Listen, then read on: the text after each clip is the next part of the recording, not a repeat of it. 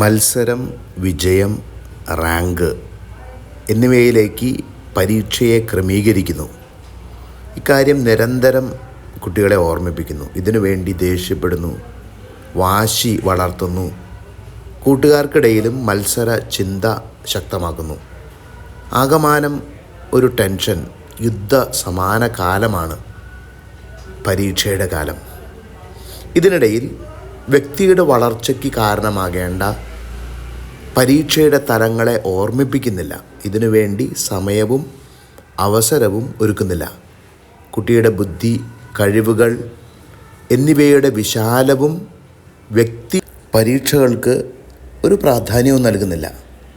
പരീക്ഷയുടെ കഴിവുകൾ നേടുകയല്ല, കുട്ടിയുടെ സമഗ്ര വളർച്ചയും വ്യക്തിക്കുണ്ടാകേണ്ട അറിവും കഴിവും ശീലങ്ങളും പഠന താൽപ്പര്യവുമാണ് അവർ ശ്രദ്ധിക്കുന്നതും പരിശീലിപ്പിക്കുന്നതും.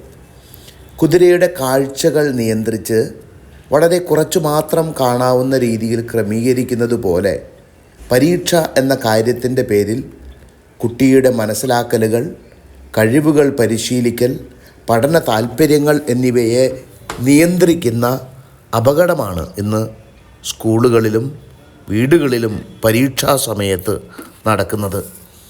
പരീക്ഷയുടെ പേരിൽ മത്സരവും വൈരാഗ്യവും വളർത്തലല്ല. പഠിക്കുക, ചിന്തിക്കുക, താൽപ്പര്യം സമഗ്രമായും വിശ്വസ്തയോടെയും സമീപിക്കുന്ന സമയമാകണം പരീക്ഷയുടെ സമയം. ഇതിൻ്റെ പ്രായോഗിക വഴികൾ നമുക്കിവിടെ കണ്ടെത്താം.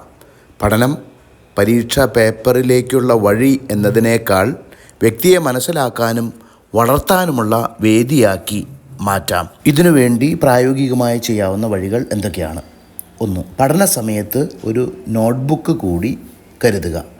ഏറ്റവും ഇഷ്ടപ്പെട്ട ആശയങ്ങൾ, പഠന വിഷയങ്ങളോട് ചേർത്ത് ഓരോ കുട്ടിയും കൂടുതലായി ചിന്തിക്കുന്ന കാര്യങ്ങൾ, പഠന വിഷയത്തെ മറ്റു വിഷയങ്ങൾ, ചുറ്റുപാടുകളുമായി ബന്ധിപ്പിക്കുന്ന രീതി, പഠന വിഷയവുമായി ബന്ധപ്പെട്ട് രൂപപ്പെടുന്ന ചോദ്യങ്ങൾ, പഠന വിഷയവുമായി ബന്ധപ്പെട്ട കഴിവുകൾ തുടങ്ങിയവ എഴുതി വയ്ക്കാൻ ശീലിക്കുക.